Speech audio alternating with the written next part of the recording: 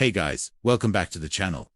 Today we're re-talking about a movie that honestly feels less like a film and more like a yearly tradition. Home Alone. Released in 1990, this is one of those rare movies that somehow works perfectly, no matter how old you are when you watch it. As a kid, it feels like pure comedy and wish fulfillment, and as an adult, it quietly turns into something much deeper. Directed by Chris Columbus and written by John Hughes. Home Alone takes a very simple idea, a child accidentally left behind during Christmas, and transforms it into an unforgettable story about independence, loneliness, family, and growing up. From the very first moments, the film pulls us straight into the chaos of the McAllister household. And that chaos is important, because it reflects exactly how Kevin McAllister feels inside his own home. The movie opens inside a large suburban house in Chicago that looks warm, cozy, and festive from the outside. But inside, it's absolute madness. Relatives are pouring in, kids are running everywhere, adults are shouting instructions, phones are ringing non-stop, luggage is scattered across the floor, and everyone seems stressed beyond patience. The camera moves quickly from room to room, overlapping conversations create noise, and nobody is really listening to anyone else. In the middle of all this chaos is Kevin McAllister, the youngest child in the family. Even though he's surrounded by people, Kevin already feels completely alone. He's constantly talked over, dismissed, and treated like a nuisance. His older siblings and cousins mock him openly, especially his brother Buzz, who enjoys embarrassing Kevin in front of others. Kevin isn't just annoyed, he's emotionally hurt. Every time something goes wrong, no matter how small, the blame somehow lands on him. As the family prepares for their Christmas trip to Paris, the tension inside the house keeps rising. Everyone is worried about schedules, passports, tickets, and making sure nothing goes wrong. Yet no one notices how overwhelmed Kevin feels. His frustration builds slowly, scene by scene, until it finally explodes during dinner. What begins as verbal teasing turns into a physical scuffle, food spills everywhere, and the entire dinner is ruined. Instead of addressing Buzz's behavior, the adults immediately side against Kevin. Once again, he becomes the problem. His mother, Kate, sends him upstairs to sleep in the attic as punishment, isolating him from the rest of the family. This moment is emotionally significant because it confirms Kevin's deepest fear, that nobody is really on his side. Alone in the attic, surrounded by old furniture and darkness, Kevin finally lets his emotions spill out. He's angry, embarrassed, and exhausted. He feels unwanted in his own home. In a moment of pure childish frustration, he wishes that his family would disappear. It's not a hateful wish, but a desperate one. He believes life would be easier if the people who constantly ignore or belittle him were gone. The film handles this moment carefully, making it clear that Kevin doesn't truly understand the weight of what he's saying. To him, it's simply a fantasy of peace and freedom. That same night, a violent storm hits the neighborhood. Strong winds knock out the electricity, alarm clocks stop working, and the house falls into darkness. This detail seems small at first, but it becomes the reason everything changes. The next morning, the family oversleeps. Panic erupts instantly. Everyone rushes through the house, grabbing coats, shouting names, counting heads, and trying to make it to the airport before their flight leaves. In the chaos, Kevin is accidentally left behind. The irony is painful. His absence goes unnoticed because his presence was never truly acknowledged in the first place. Kevin wakes up to complete silence. The house, once overflowing with noise, is now empty. At first, he's confused. Then he feels scared. But slowly, that fear turns into excitement.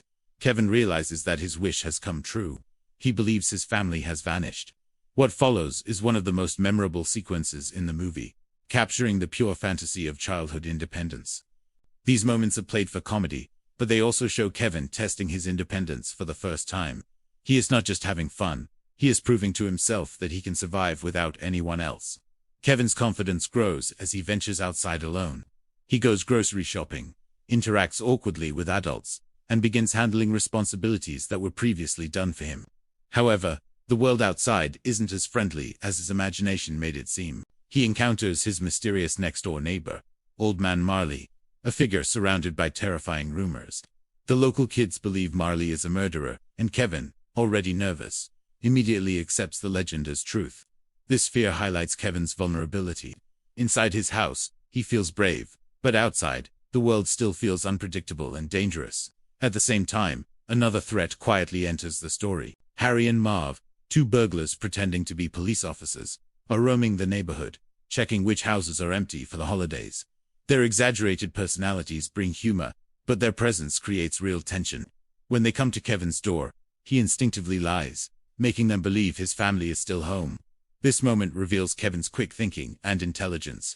Even without realizing it, he's already learning how to protect himself. Meanwhile, the film shifts focus to Kevin's mother, Kate. Mid-flight, she suddenly realizes that Kevin is missing. Her reaction is immediate and devastating. Panic, guilt, and fear crash over her all at once. Unlike Kevin's playful independence, Kate's experience is grounded in raw emotion. She desperately tries to return home, but every obstacle imaginable stands in her way. Cancelled flights, packed airports, broken phone lines, and long delays. Her journey becomes exhausting and emotionally draining, reinforcing how far away Kevin truly is from the people who love him. Back in Chicago, the excitement Kevin once felt begins to fade. The house feels colder, quieter, and emptier with each passing hour. Freedom no longer feels thrilling, it feels lonely. He starts to miss his family, even the ones who hurt his feelings. On Christmas Eve, Kevin attends a church service and listens to a choir performance. In this quiet setting, he runs into Old Man Marley again. This time, instead of fear, there is understanding. Marley opens up about being estranged from his son and missing his granddaughter. Kevin realizes that the rumors were wrong. Marley isn't a monster, he's simply lonely. Through this conversation, Kevin learns an important lesson about empathy and forgiveness, realizing that people are often misunderstood. As the night continues, the danger around Kevin grows more real. Harry and Marv are still nearby, and the house remains vulnerable. Kevin senses that something is wrong, even if he doesn't fully understand it yet. At the same time, his emotional journey has shifted. He no longer wants to be alone. He doesn't want his family to disappear anymore. Instead, he wants things to be right again. In the quiet moments inside the empty house, Kevin begins to understand that independence doesn't mean isolation, and freedom doesn't replace love. The morning light fills the McAllister house with an unfamiliar silence. For the first time, there is no shouting, no running footsteps, no clatter of dishes, or overlapping voices arguing over breakfast. Kevin slowly moves through the rooms, almost testing whether the quiet is real. He calls out, expecting someone to answer, but his voice echoes back at him. What once felt like chaos now feels strangely hollow. Still, the excitement quickly returns. With no parents, no siblings, and no rules, the entire house becomes his playground. He pours himself a massive bowl of cereal, spilling milk everywhere without worrying about getting scolded. He eats junk food for breakfast, watches television shows he is normally forbidden to see, and wanders through rooms he rarely gets to enjoy on his own. The house feels bigger, brighter, and entirely his. As the hours pass, Kevin starts experimenting with independence in small but meaningful ways. He takes a shower, standing proudly in front of the bathroom mirror afterward, stretching his arms and screaming just to hear his own voice bounce off the walls. It is a moment of childish celebration, but also one of self-discovery. Kevin isn't just enjoying freedom. He is learning what it feels like to exist without constant supervision. He walks through the house imagining himself as the man of the house, taking responsibility in ways he never had before. He checks doors, locks windows, and mimics adult behavior, even though he doesn't fully understand it yet. Outside, the neighborhood looks deceptively peaceful. Snow covers the lawns, and the streets are lined with empty houses as families leave town for the holidays. This calm environment makes it easy for danger to hide in plain sight. Harry and Marv continue their routine of scouting homes, posing as police officers to confirm which houses are empty. Their confidence grows as they move from door to door, convinced that the entire neighborhood is an open opportunity. When they approach the McAllister house again, Kevin cleverly uses recorded voices and timed movement to make it appear as though multiple people are home. He isn't fully aware of the seriousness of the situation, but instinctively, he knows how to protect himself. This small victory boosts his confidence and plants the idea that intelligence can be just as powerful as physical strength. Inside the house, however, the fun slowly begins to fade. When night falls, the silence feels heavier. Shadows stretch across the walls, and the sounds of the house settling make Kevin uneasy. He watches an old black-and-white movie featuring gangsters, misinterpreting its fictional violence as real. The aggressive tone and threatening dialogue stick with him, giving him a false sense of toughness while also heightening his fear. When he hears noises outside, his imagination runs wild, blending reality with the movie he just watched. The excitement of being alone starts to mix with anxiety. Kevin's fear intensifies when he runs into Old Man Marley again. From Kevin's perspective, Marley seems to embody everything frightening about being alone. His slow walk, stern expression, and quiet demeanor feed into the rumors Kevin has heard from other kids. Kevin avoids him at all costs, convinced that danger is everywhere, beyond the safety of his home. This fear contrasts sharply with Kevin's growing independence, reminding him that being alone doesn't automatically mean being brave. Meanwhile, far from Chicago, Kevin's mother is fully consumed by panic. Once the initial shock wears off, guilt sets in. She replays every interaction with Kevin from the previous night, realizing how harsh she was and how little she truly listened to him. Her determination to get back home becomes almost obsessive. She waits in overcrowded airports, argues with airline staff, and searches desperately for any possible way to return. Every delay feels unbearable, and every passing hour deepens her fear. Unlike Kevin's storyline, which blends comedy with adventure, her experience is grounded in emotional realism. The movie uses this contrast to show how separation affects both child and parent in very different ways. Back in Chicago, Kevin begins to experience the practical challenges of being alone. He goes grocery shopping for the first time, carefully calculating how to stretch his money. The trip is overwhelming. Adults stare at him, cashiers question him, and everything feels larger and more intimidating than it did at home. Still, Kevin pushes through, proving that he is capable of handling responsibilities far beyond his age.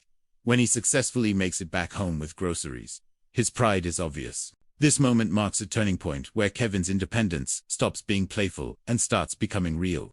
Despite these accomplishments, loneliness creeps in quietly. Kevin eats dinner by himself, sitting at the large family table with empty chairs surrounding him. The laughter and arguments that once annoyed him are now sorely missed. He begins to understand that family, even when imperfect, provides warmth and comfort that freedom alone cannot replace. The house that once felt exciting now feels too quiet, and the nights feel longer. As Christmas Eve approaches, the threat from Harry and Marv becomes more direct. Kevin overhears them planning to break into the house, realizing that this isn't just a game anymore. Fear returns, but it is no longer paralyzing. Instead, it sharpens his focus. Kevin understands that no one is coming to save him, not yet, and that he must rely on himself. This realization forces him to grow up faster than he ever imagined. Seeking comfort, Kevin goes to church, drawn by the familiar sounds of music and warmth. It is here that his perception of Old Man Marley begins to change. In a quiet, heartfelt conversation, Marley reveals his loneliness and regret over a broken relationship with his son. Kevin listens, recognizing emotions that mirror his own feelings of isolation. This interaction shifts Kevin's understanding of adults, teaching him that fear often comes from misunderstanding rather than reality. He offers Marley simple but powerful advice about reconciliation, showing that Kevin's emotional growth is now matching his newfound independence. By the time Kevin returns home, he is no longer just a child enjoying freedom. He is someone who understands responsibility, fear, and empathy. The house may still be quiet, but Kevin is no longer overwhelmed by it. Instead, he begins preparing, carefully and thoughtfully, ready to protect what he now sees, not just as a house, but as his home. As the night deepens and Christmas Eve settles quietly over the snow-covered neighborhood, Kevin McCollister's world begins to shift from playful independence to something far more serious and demanding, even if he doesn't fully realize it yet. Earlier excitement has faded, replaced by a growing awareness that being alone is not just about freedom, but about responsibility, fear, and choices that actually matter. Inside the big quiet house, every sound feels louder than before. The hum of the heater, the creak of the stairs, the distant wind outside, all reminding Kevin that there is no one else around to rely on. He moves cautiously now, less like a carefree kid, and more like someone trying to convince himself that he can handle whatever comes next. This change becomes clear when Kevin starts noticing small details he ignored before. Lights turning on in neighboring houses, cars passing slowly, and the uneasy feeling that someone might be watching. Meanwhile, Harry and Marv continue their methodical sweep of the neighborhood, confirming which houses are empty and which are not. Their confidence grows with each successful break-in, and their plan becomes clearer. Christmas Eve will be their biggest score yet. Kevin, unknowingly, has already placed himself directly in their path. When he overhears snippets of their conversation and begins to understand that his house is a target, fear finally replaces excitement. This isn't a game anymore, and the house that once felt like a playground now feels like a battlefield he might have to defend alone. Kevin's fear doesn't turn him helpless. Instead, it pushes him to think. The movie carefully shows this shift without dramatic speeches or obvious signals. Kevin starts experimenting, testing ideas, and watching how the house works, how doors open, where stairs lead, how objects move when dropped from above. His childlike curiosity transforms into strategic thinking, even though he doesn't yet have a clear plan.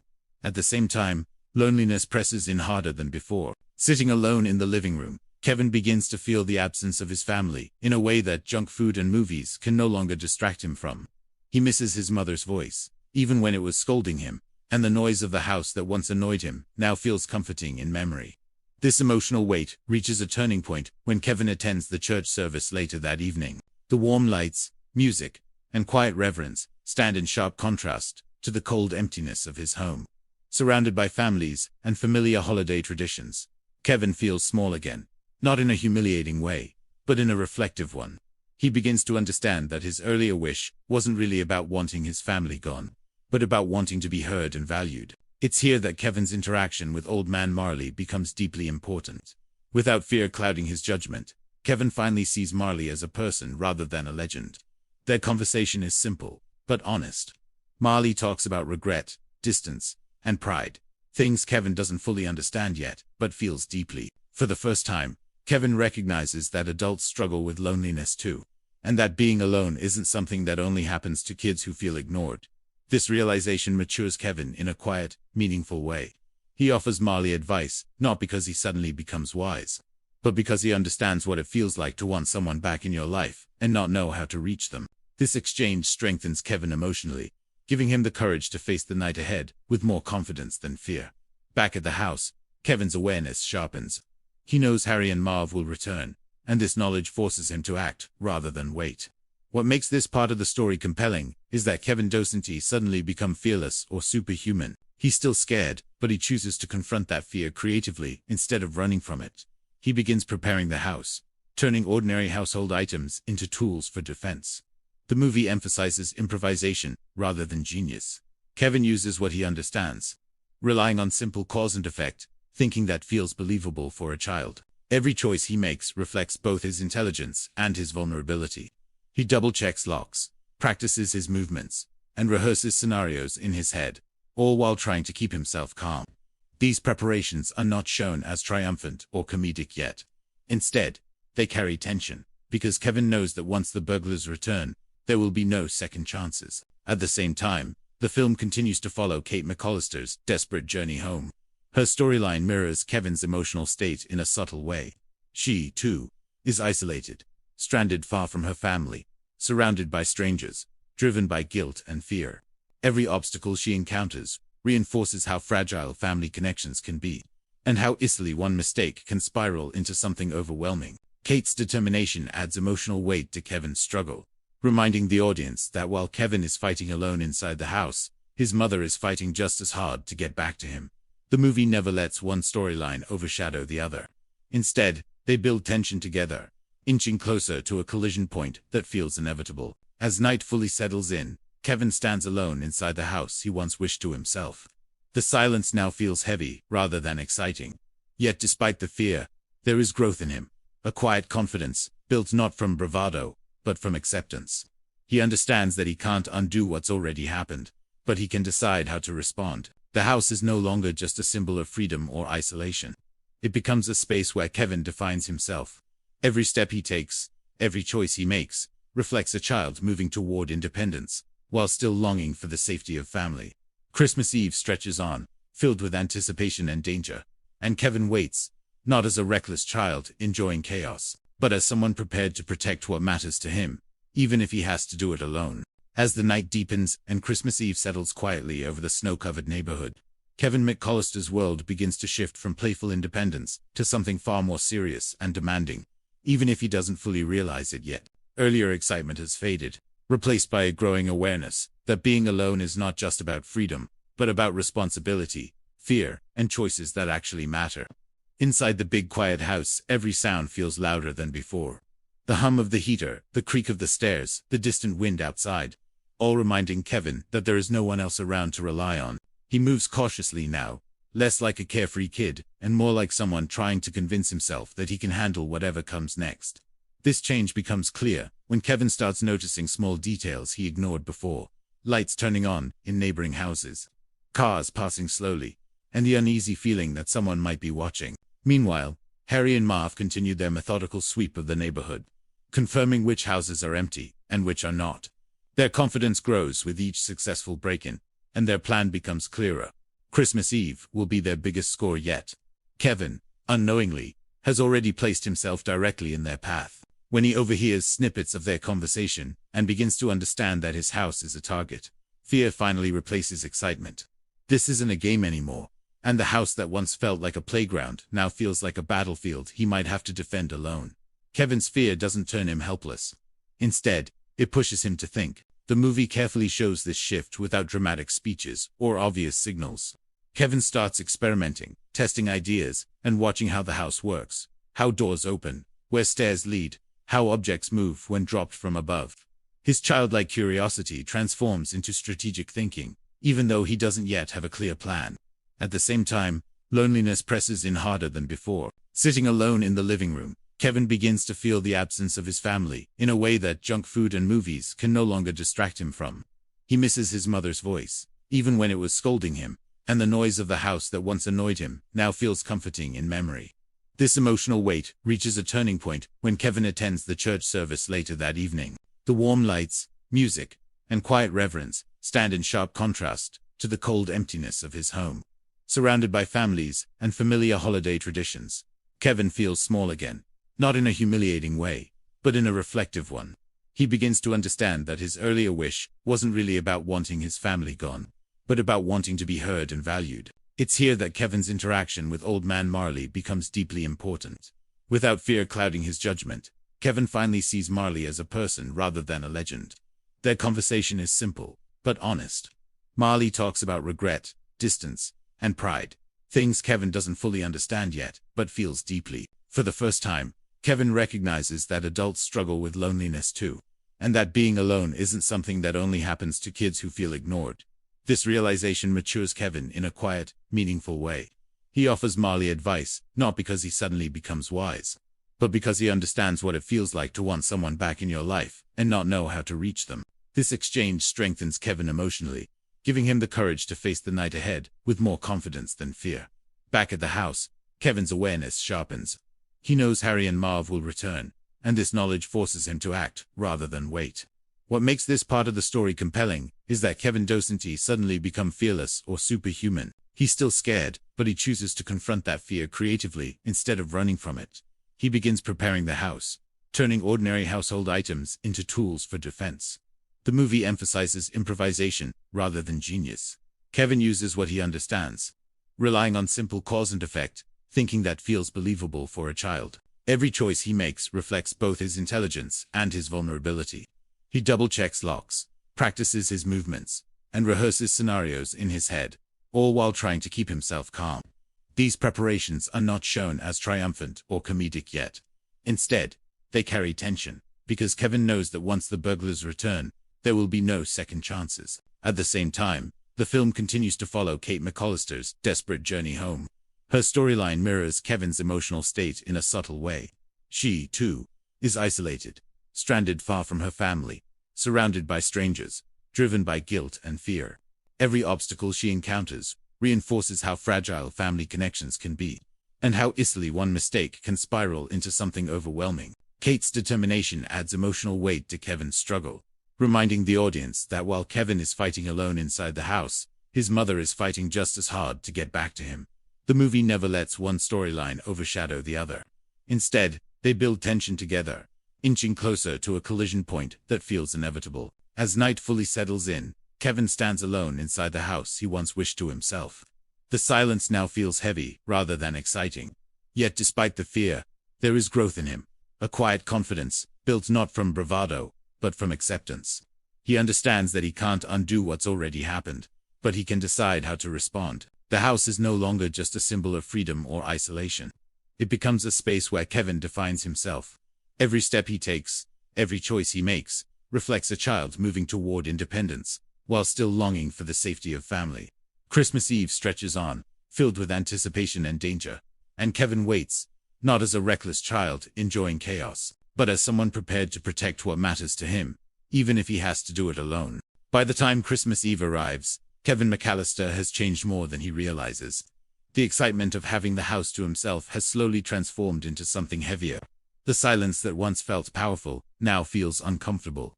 The rooms seem bigger, colder, and emptier, and the freedom he celebrated earlier has begun to lose its charm. Kevin tries to distract himself with the same tricks that once brought joy: junk food, movies, loud music, but none of it fills the growing emptiness inside him. Christmas, which should feel warm and joyful, instead highlights how alone he truly is. Kevin steps outside into the snowy neighborhood, watching families prepare for the holiday. Lights glow through windows, laughter echoes faintly, and everything feels connected except him. This contrast hits Kevin harder than any punishment ever could. For the first time, he doesn't just want independence, he wants belonging. He wanders into the local church, drawn by the sound of music, and sits quietly as the choir rehearses. The atmosphere is calm, peaceful, and reflective. It's here that Kevin encounters Old Man Marley again, the neighbor he has been terrified of since the beginning. This time, Kevin doesn't run. Something about the church, about the music and the holiday spirit, makes him braver. Marley sits beside him, and instead of being threatening, he appears gentle and sad. Slowly, a conversation begins. Marley opens up about his estranged relationship with his son, how pride and stubbornness pushed them apart, and how he hasn't seen his granddaughter in years. His pain mirrors Kevin's own feelings of isolation.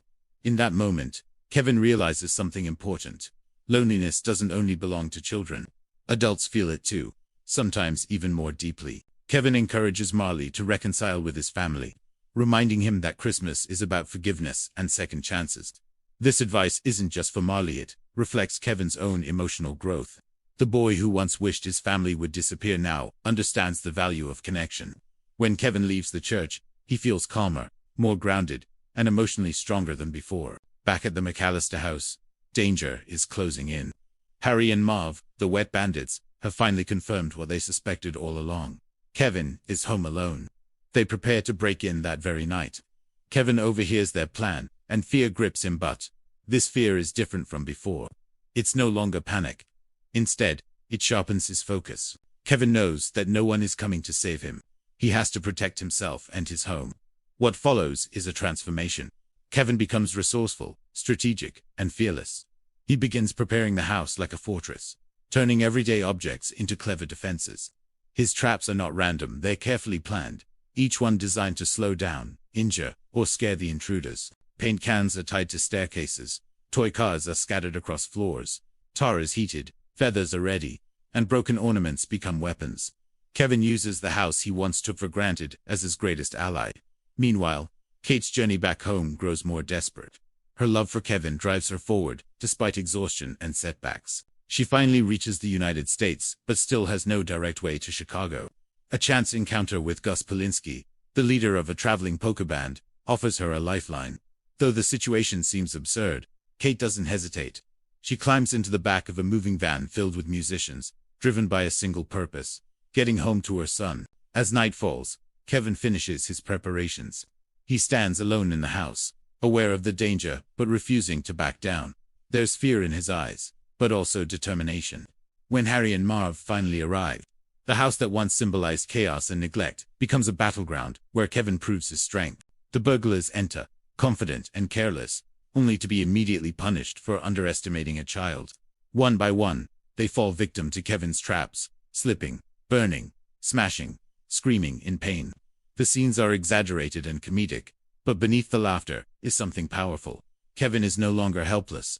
Each trap reinforces his intelligence, creativity, and resilience. As Harry and Marv stumble through the house, growing angrier and more desperate, Kevin stays one step ahead. He moves silently, watching, planning, adapting. The boy who once cried in the attic is now in control. However, the danger escalates when Kevin runs out of traps and is cornered by the burglars outside. For the first time that night, Kevin is truly vulnerable again. Just when everything seems lost, Old Man Marley appears.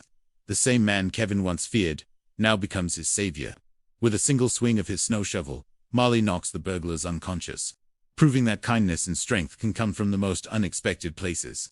The police arrive shortly after, arresting Harry and Marv and putting an end to the threat. Christmas morning finally arrives. Kevin wakes up in his bed, unsure if everything was real or just a nightmare. He walks downstairs, heart pounding, hoping this time not for freedom, but for family. His wish is answered when Kate walks through the door. The reunion is quiet, emotional, and deeply sincere. There are no big speeches, just hugs, tears, and relief. Soon after, the rest of the family returns. The house fills with noise again, but this time it feels different. Kevin isn't invisible anymore. His parents see him, truly see him.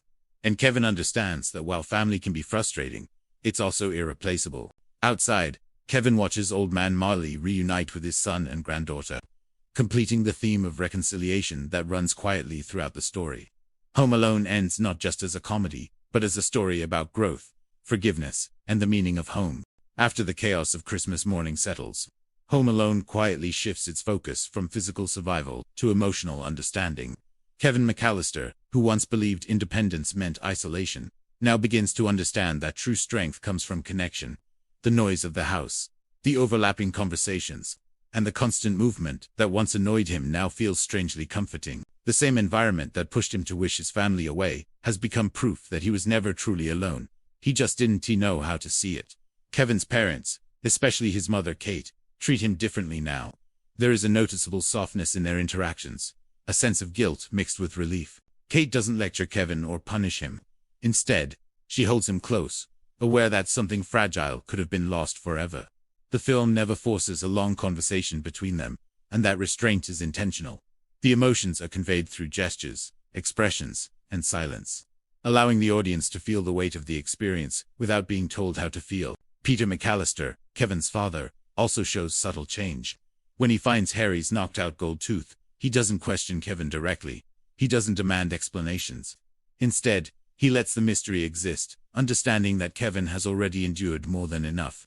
This unspoken agreement between parent and child represents trust, something Kevin lacked at the beginning of the story. He is no longer treated as a problem to manage, but as someone capable and worthy of respect. Outside, the reconciliation between Old Man Marley and his family becomes one of the most emotionally satisfying moments of the film. Kevin watches from his window as Marley reunites with his son and granddaughter. This moment mirrors Kevin's own journey, reinforcing the idea that fear is often built on misunderstanding. Marley was never a monster, just a lonely man trapped behind rumors and silence. Kevin's ability to help Marley heal proves how much he has matured, emotionally and socially. Home Alone cleverly balances comedy with deeper themes, and part 6 of the story is where those themes fully settle in. The film is not just about traps, burglars, or slapstick humor. It's about learning responsibility without losing innocence. Kevin's journey shows that independence doesn't mean rejecting others, it means understanding your place among them. The Wet Bandits, though played for laughs, serve an important symbolic role. Harry and Marv represent what happens when adulthood lacks empathy, morality, and self-reflection. They are grown men behaving recklessly, while Kevin, a child, shows intelligence, planning, and courage. The contrast is intentional. The film subtly suggests that maturity is not defined by age, but by choices. Kevin's transformation is gradual and believable. He doesn't suddenly become perfect or overly wise. He still enjoys jokes, still smiles at chaos, still behaves like a child, but now with awareness. The boy who once screamed when left alone now faces danger head-on. The same child who felt powerless in his own family becomes the protector of his home. This growth feels earned, not forced, which is why the story resonates across generations. Christmas, as a backdrop, amplifies everything. The holiday is traditionally associated with family, warmth, and togetherness, making Kevin's isolation feel sharper and his reunion more meaningful. The film uses Christmas not just as decoration, but as an emotional framework. Every moment, whether joyful or tense, is heightened by the season's expectations. Music also plays a crucial role in shaping the film's emotional impact. John Williams' score shifts seamlessly between playful mischief and heartfelt warmth. During Kevin's moments of loneliness, the music slows, becoming reflective. During the traps, it becomes energetic and comedic. This musical balance helps maintain the film's unique tone, ensuring it never feels too dark or too shallow. One of the most remarkable aspects of Home Alone is how it respects its audience. It doesn't talk down to children or simplify emotions. It acknowledges fear, loneliness, and regret, while still offering humor and hope. Kevin's fears are real. His pain is real, and his victory, both physical and emotional, feels authentic because of that honesty. As the story closes, Kevin's world returns to normal, but he is not the same. The house is loud again. His siblings are annoying again. Life continues. But Kevin now understands something important. Family isn't perfect, but it's worth fighting for. The desire to be heard, loved, and respected doesn't disappear. It grows stronger when challenged. Home Alone endures not because of its traps, but because of its heart. It's a story that reminds viewers young and old that independence is not about being alone, and courage isn't about fearlessness. It's about facing fear, forgiving others, and realizing that home isn't just a place. It's the people who come back for you, no matter how far they have to travel. As the dust settles after the holiday chaos, Home Alone quietly invites the audience to reflect on what truly changed. Kevin McAllister's world looks the same on the surface: same house, same siblings, same routines. But the meaning behind everything has shifted. The film subtly emphasizes that growth doesn't always come from grand speeches or dramatic confrontations. Sometimes it comes from experience, from being tested, and from realizing your own worth when no one else is around to validate it. Kevin's sense of belonging is now grounded in confidence rather than attention. Earlier, he wanted his family to notice him because he felt overlooked. Now, he no longer needs constant validation to feel important. This internal change is small but powerful. It's visible in how he carries himself, how he reacts to his siblings, and how he moves through the house with ease instead of resentment. The film never explicitly states this transformation. It trusts the audience to see it. The McAllister household returns to its usual disorder, but there's a new emotional undercurrent. Kate's presence feels warmer, more attentive. Her fear of losing Kevin has softened her reactions, making her more aware of his emotional needs. This is not portrayed through overprotectiveness, but through attentiveness, listening, noticing, and responding without dismissing him. The movie quietly suggests that parenting isn't about control, but understanding. Kevin's relationship with Buzz also subtly evolves. Buzz remains sarcastic and annoying, but the power dynamic has changed. Kevin no longer appears intimidated. He understands that Buzz's cruelty is more about insecurity than dominance. This realization doesn't magically turn Buzz into a better brother, but it frees Kevin from internalizing the insults. The emotional victory here is not about confrontation, it's about detachment. Another important element that emerges is accountability. Kevin takes responsibility for his actions without being forced to confess. The hidden gold tooth symbolizes this perfectly. It's a physical reminder of everything he faced alone, yet he chooses silence not out of fear, but out of understanding. He doesn't need praise or recognition for what he did. He already knows what he's capable of. The film's use of humor remains crucial even in these reflective moments. Comedy acts as a bridge between the emotional weight of the story and its accessibility. Without humor, Home Alone could have leaned too heavily into drama. Without emotion, it could have become shallow slapstick. Instead, the balance keeps the story grounded and timeless. Kevin's experience also reframes the idea of childhood independence. The movie doesn't suggest that children should fend for themselves, but it respects their ability to adapt, learn, and problem-solve. Kevin's intelligence is not exaggerated. It's practical. He observes, experiments, fails, and improves. This trial-and-error approach mirrors real learning, making his journey feel authentic. The theme of fear is also revisited with new meaning. At the beginning, fear controlled Kevin: fear of being powerless, fear of being ignored, fear of strangers. By the end, fear becomes something he understands rather than avoids. Old Man Marley, once terrifying, becomes a symbol of empathy. The burglars, once threatening, become obstacles rather than monsters. Fear loses its power when it's understood. Christmas imagery continues to frame these ideas. The decorations, music, and rituals remind the audience that the season is about reconnection. Kevin's journey doesn't reject Christmas. Chaos, it embraces it. The noise, the mess, and the arguments are no longer seen as burdens, but as proof of life and presence. The holiday becomes meaningful, not because it's perfect, but because it brings people back together. One of the most impressive aspects of Home Alone is its restraint. It avoids moralizing. There's no final lesson spelled out, no character delivering a monologue about family values. Instead, meaning emerges naturally from actions and consequences. Kevin's wish comes true in a twisted way, teaching him the cost of isolation without punishing him for it. The film also challenges adult assumptions. The so-called responsible figures fail, repeatedly forgetting Kevin, underestimating danger, overlooking emotional needs while Kevin rises to the challenge. This role reversal doesn't diminish adults. It humanizes them. Mistakes are part of being human, and forgiveness becomes a shared responsibility. As the story breathes in these final moments, the audience is left with a sense of warmth rather than triumph. The victory isn't defeating criminals, it's restoring balance. Kevin doesn't emerge as a hero in the traditional sense. He emerges as a child who understands himself better. That distinction is what gives the film its lasting impact. Home Alone resonates across generations because it speaks to a universal fear: being forgotten. Kevin's journey reassures viewers that being overlooked doesn't define worth. Strength can come from solitude, but meaning comes from connection. The film doesn't argue that family is flawless, it argues that it's worth returning to. This emotional clarity is why the film continues to endure beyond nostalgia. It's not just remembered, it's revisited. Each viewing reveals something new, depending on the viewer's age and perspective. As a child, it's a fantasy of freedom. As an adult, it's a reminder of responsibility. And as a family film, it bridges both worlds without losing its heart. As Home Alone continues to linger in the mind, its brilliance becomes clearer, not because of the traps or the laughs, but because of how carefully it handles emotional memory. Kevin McAllister's journey doesn't end when his family returns. Instead, it reshapes how he remembers the events that unfolded. The film subtly suggests that some experiences don't need to be shared to be meaningful. Kevin keeps what happened largely to himself, not because he is hiding, but because he understands that the value of the experience belongs to him alone. What stands out most at this stage is the quiet confidence Kevin carries. Earlier, his identity was shaped by comparison. He was smaller, younger, weaker, louder, and more annoying than his siblings. Now, he exists without comparison. The house that once felt overwhelming now feels manageable. He moves through familiar rooms with a new sense of ownership, not because he controls them, but because he understands them. This emotional grounding signals a major internal shift.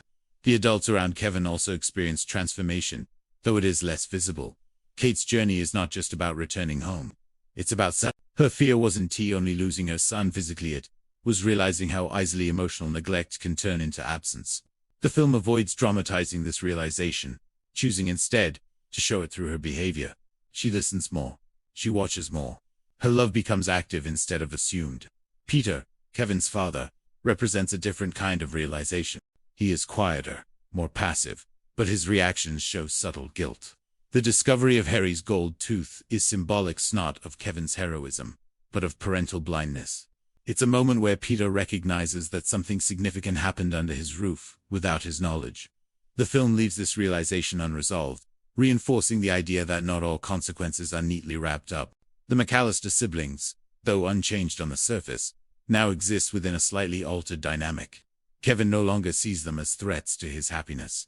Their teasing loses its power, because Kevin no longer defines himself through their approval. This emotional detachment is one of the film's most mature insights. It teaches that confidence does require confrontation. Sometimes growth simply means stepping outside the cycle.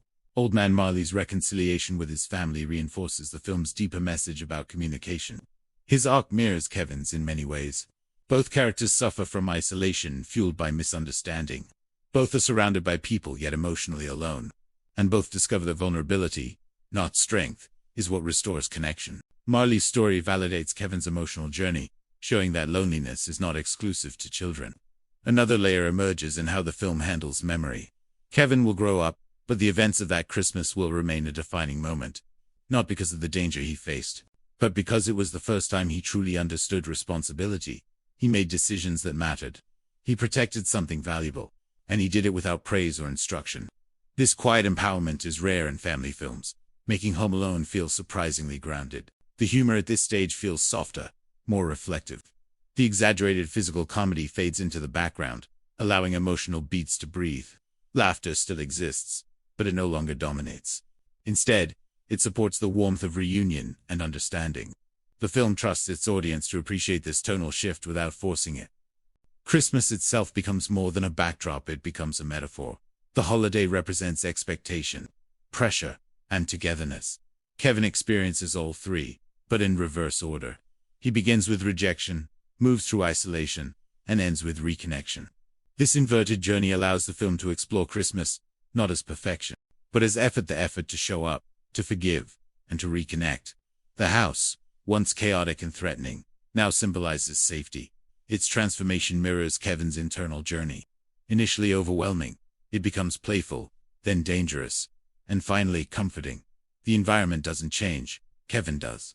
This reinforces the idea that perception shapes reality more than circumstance. Home Alone also subtly addresses the concept of trust. Kevin learns who he can trust and why. He trusts himself when adults fail. He trusts Marley despite rumors. And eventually, he trusts his family, again despite past hurt. Trust becomes something earned, not assumed. And this lesson resonates far beyond childhood. One of the film's strengths lies in its refusal to portray independence as permanent. Kevin's growth does not lead to separation, it leads back to connection. Independence is framed as preparation, not destination. The story doesn't argue that being alone is better. It shows that understanding oneself makes togetherness healthier. The final moments reinforce this philosophy. Kevin watches Marley reunite with his family, recognizing the importance of second chances. This moment is not celebrated, it's peaceful. It signals closure without spectacle. Kevin doesn't need to intervene or speak. Witnessing reconciliation is enough. It completes his emotional arc without drawing attention to it. Home Alone endures because it respects its audience. It doesn't talk down to children or oversimplify adults. It presents growth as something earned through experience, not delivered through lectures. Kevin's story resonates because it reflects a universal truth. Feeling unseen hurts, but learning your worth heals. As the emotional echoes of the story settle, the film leaves behind a comforting reminder. Family may be imperfect, noisy, and frustrating, but it's also where understanding begins. Kevin doesn't return to the same family he wished away. He returns with new eyes. And that makes all the difference. Kevin's night doesn't end with the burglars being dragged away or the police sirens fading into the distance. After everything settles, the house returns to a strange kind of silence, heavier than before. The chaos, the fear, the adrenaline, all of it drains out, leaving Kevin standing alone in the living room, surrounded by overturned furniture, broken ornaments, and the quiet aftermath of survival. The traps worked, the danger is gone, and yet there's no celebration inside him. Instead, a deep exhaustion takes over. For the first time since being left behind, Kevin truly feels the weight of how close things came to going terribly wrong. He didn't just outsmart criminals, he protected himself in a situation no child should ever face. That realization makes him feel older, but also smaller at the same time. He slowly walks through the house, checking rooms like an adult would, making sure everything is finally safe. The staircases that once echoed with screams and crashes now feel calm. The doors are locked. The lights are on. Kevin takes a deep breath and allows himself to relax. But with that relief comes a sharp wave of loneliness. Winning didn't bring the happiness he imagined. The house is still empty, and Christmas morning is only hours away. Kevin curls up near the Christmas tree, wrapped in a blanket, and falls asleep with the soft glow of lights reflecting on his face. For a moment, he looks peaceful, not triumphant, not scared, just tired. Across town, Kate McCallister's journey has pushed her to the edge of both physical and emotional exhaustion. Riding in the back of a cramped moving van with a polka band was never part of her plan, but desperation erased pride. She hasn't slept properly in days. Her hair is messy, her clothes wrinkled, but her focus never wavers. Every mile closer to Chicago feels like a victory. When they finally reach the city, Kate jumps out of the van before it fully stops, thanking the band with tearful relief. She runs through snow-covered streets, ignoring the cold, ignoring the stares, driven by a single thought: getting home. As Christmas morning arrives, Kevin wakes up slowly, expecting to hear voices, footsteps, laughter, anything. Instead, the house remains silent. For a brief second, disappointment washes over him. He genuinely believed his family would be back by now. Standing near the window, he looks out at the snow-covered neighborhood, his expression quieter and more thoughtful than ever before. Kevin isn't angry anymore. He isn't wishing anyone away. He just wants his family back. That shift is crucial, because it shows how far he's come. The kid who once screamed about being treated unfairly now understands what it truly means to be alone. Then, something changes. Kevin hears the front door open. His heart stops. He cautiously steps into the hallway, unsure whether he's imagining it. A familiar voice calls out his name, his mother's voice. The moment Kevin sees Kate standing there, exhausted and teary-eyed, everything else disappears. He runs toward her without hesitation, and she drops to her knees, pulling him into a tight embrace. There's no anger, no lectures, no blame. Just relief, guilt, and love pouring out in silence. It's one of the most emotionally grounded scenes in the entire film, because it strips away all comedy and focuses purely on connection. Kevin apologizes. Kate apologizes. Nothing more needs to be said. The rest of the family arrives shortly afterward, filling the house with noise once again, but this time, it feels warm instead of overwhelming. The chaos that once made Kevin feel invisible now feels comforting. He moves through the crowd differently, with more confidence, more awareness. Even Buzz's presence doesn't bother him the same way anymore. Kevin doesn't need to prove anything now. He's already proven it to himself. Outside, Kevin notices old man Marley reuniting with his son and granddaughter. The quiet smile Kevin gives says everything. He understands now that adults carry regrets too, and that courage isn't always about fighting. Sometimes it's about reaching out. Marley catches Kevin's eye and gives him a gentle wave. A silent thank you for the advice that changed his life. As the morning continues, Kevin watches his family laugh, open presents, and talk over one another like they always do. But instead of feeling lost in the noise, he feels anchored. The house feels smaller, safer, and more alive. Kevin no longer wants the world to bend to his wishes. He understands that love is messy, loud, and imperfect, but it's also irreplaceable. The final quiet moment comes when Kevin stands by the window, watching snow fall softly across the neighborhood. There's no fear anymore, no excitement either, just peace. Kevin McAllister started this journey wanting to be alone, believing independence meant freedom from everyone else. He ends it knowing that real strength comes from facing fear, taking responsibility, and choosing family, even when they drive you crazy. Home Alone may be remembered for slapstick humor and exaggerated traps, but at its heart, it tells a simple, honest story about growing up faster than expected and learning what truly matters. Kevin didn't just survive Christmas alone. He grew into someone who understands the value of togetherness. The days after Christmas feel different inside the McAllister house. The decorations are still up, the tree still stands in the corner, but something has quietly shifted beneath the surface. Kevin moves through the rooms with a new awareness, noticing details he never paid attention to before: the sound of his parents' footsteps, the way his siblings argue without real malice, the comfort hidden inside routines he once found annoying. The house no longer feels like a battlefield where he has to fight for attention. Instead, it feels like a place he understands now, flaws and all. Kevin doesn't talk about what happened. Not really. He doesn't brag about outsmarting burglars or surviving alone for days. That silence isn't fear, it's maturity. He knows what he did, and that's enough. When his siblings complain about small things, Kevin listens quietly. When Buzz tries to tease him, the words don't land the same way anymore. Kevin has faced something real, something dangerous, and petty arguments don't carry the same weight afterward. Kate, on the other hand, watches Kevin constantly. Not in an overbearing way, but with a subtle concern that never fully leaves her eyes. She notices how he helps without being asked, how he checks locks at night, how he pauses before speaking. Signs of a child who learned responsibility too quickly. Guilt lingers inside her, even though Kevin never brings it up. She knows she failed him, even if the outcome was somehow miraculous. That guilt reshapes her parenting in quiet ways. Extra patience, extra listening, extra care. One evening, Kevin and Kate sit together in the living room, while the rest of the house buzzes with noise. The television plays softly in the background. Kevin rests his head against her arm, something he hasn't done in a long time. Kate gently wraps an arm around him. No conversation is needed. This small moment carries more emotional weight than any apology ever could. It's proof that despite mistakes, bonds can be repaired.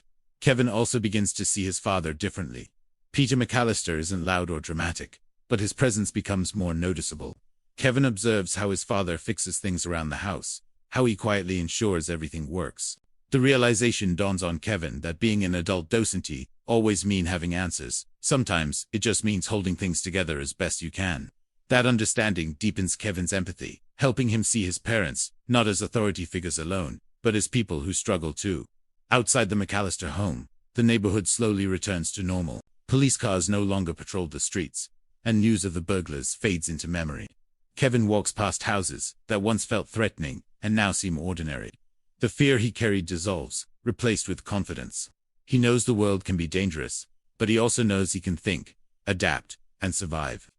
Kevin runs into Old Man Marley again during one of his walks. This time, there's no hesitation, no fear.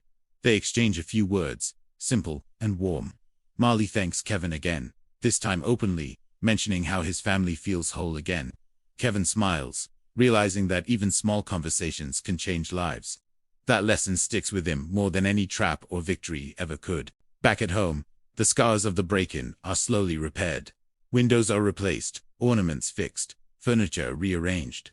Each repair feels symbolic proof that damage doesn't have to be permanent. Kevin helps where he can, hammering nails, holding tools, feeling useful. He isn't doing it for praise. He's doing it because he wants to contribute. Responsibility no longer feels forced. It feels earned. At night, Kevin sometimes lies awake, replaying moments from those days alone. The fear, the planning, the silence. But instead of nightmares, he feels pride, mixed with humility. He understands now that bravery isn't about not being scared. It's about acting anyway. That understanding becomes part of who he is. As school resumes and life moves forward, Kevin carries his experience quietly. His classmates talk about gifts and vacations, but Kevin's story remains unspoken. It doesn't need an audience. What matters is how it shaped him. He listens more, thinks more, reacts less impulsively. He's still a kid, still playful, still mischievous, but grounded in a way he wasn't before. Home Alone doesn't end with villains defeated or jokes delivered. It ends with growth, invisible but lasting. Kevin McAllister didn't just survive a holiday mishap. He crossed a threshold from childhood innocence into self-awareness. He learned that independence isn't isolation, that family isn't perfection, and that love often shows itself in quiet ways. The McAllister house remains loud, crowded, and imperfect, exactly as it was before. But for Kevin, it now feels different. It feels like home. Kevin's world doesn't suddenly slow down after everything he experienced. Instead, it settles into a new rhythm that feels unfamiliar, but steady. Life continues the way it always does. Mornings filled with rushed breakfasts, siblings arguing over bathrooms, parents juggling responsibilities. Yet Kevin feels different moving through it all. There's a quiet confidence in him now, not loud or boastful, but rooted in knowing what he's capable of. He no longer feels like the smallest voice in the room. Even when he isn't speaking, he feels present. At school, teachers notice subtle changes. Kevin pays closer attention, raises his hand more often, and doesn't shy away from responsibility. When group projects come up, he takes initiative without trying to control everything. He listens, adapts, and contributes. These are not traits anyone explicitly taught him. They were earned through experience. The chaos of being alone forced him to rely on himself, and that independence naturally carries into other parts of his life. His friendships shift as well. Kevin isn't chasing approval the way he once did. He jokes, laughs, and plays like any other kid, but there's less desperation behind it. When friends tease him, he shrugs it off. When conflicts arise, he thinks before reacting. That emotional balance is something many adults struggle with. Yet Kevin arrives at it instinctively. Survival didn't harden him. It softened him, made him more aware of others. At home, the family dynamic subtly recalibrates. Buzz still teases, but the tone shifts. There's an unspoken respect now, one that didn't exist before. Buzz realizes that Kevin isn't just the annoying little brother anymore. He may never say it out loud, but the way he backs off, the way he listens occasionally, reveals it. Kevin doesn't seek revenge or validation. He lets the change speak for itself. Kate becomes more intentional in her parenting. She slows down, even when life pushes her to rush. She asks questions and waits for answers instead of assuming them. When Kevin talks, she listens fully. That attentiveness strengthens their bond in ways neither of them expected. Kevin feels safer expressing emotions, not just happiness, but fear and frustration too. The emotional distance that once existed dissolves quietly. Peter, too, becomes more present. He spends more time at home, helps Kevin with schoolwork, invites him to assist with small projects around the house. These shared moments create a bridge between father and son that didn't exist before. Kevin learns that strength doesn't always come from bold actions. Sometimes it comes from consistency and reliability. The McAllister house continues to be lively, but Kevin navigates it with ease now. The noise no longer overwhelms him. Instead, it comforts him. He understands that chaos doesn't equal neglect. Sometimes it's just life happening too fast. That realization helps him forgive moments from the past that once felt deeply personal. Kevin also reflects more on fear.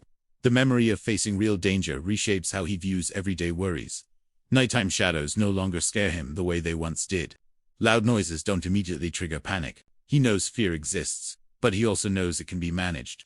That understanding gives him freedom, not recklessness, but calm assurance. Old Man Marley becomes a familiar figure in Kevin's life. Their occasional conversations are brief but meaningful. Kevin learns that adults carry regrets too, and that reconciliation often starts with a single step. Marley's presence reinforces a lesson Kevin learned firsthand. Loneliness isn't solved by isolation, but by connection. As winter slowly gives way to routine, Kevin doesn't forget what he went through. The experience becomes part of his identity, shaping how he sees the world, without defining him entirely. He doesn't relive it obsessively, or dwell on it. Instead, it quietly informs his choices, his patience, and his empathy. The movie's emotional power lies in this transformation. It isn't about traps or villains anymore, it's about growth. Kevin's journey proves that independence and belonging aren't opposites. You can stand on your own and still need others. You can be strong and still crave comfort. That balance is what Kevin learns, and it's what makes his story resonate far beyond childhood. By the time the family settles fully back into routine, Kevin feels anchored. The house feels warm, familiar, safe, not because nothing can go wrong, but because he knows how to handle it if it does. That knowledge is empowering. It's the quiet reward of resilience. Home Alone ultimately leaves us with this understanding. Growth doesn't always announce itself. Sometimes it arrives silently, reshaping how we think, feel, and connect. Kevin McAllister doesn't just return to normal life, he returns changed, stronger, and more aware of what home truly means. Kevin wakes up on Christmas morning expecting noise, chaos, and familiar voices filling every corner of the house. But instead he is greeted by silence once again. The light coming through the windows feels soft and calm, and for a brief moment, he wonders if nothing has changed at all. He walks downstairs slowly, scanning every room, hoping to see his mother's coat on a chair, or hear someone calling his name.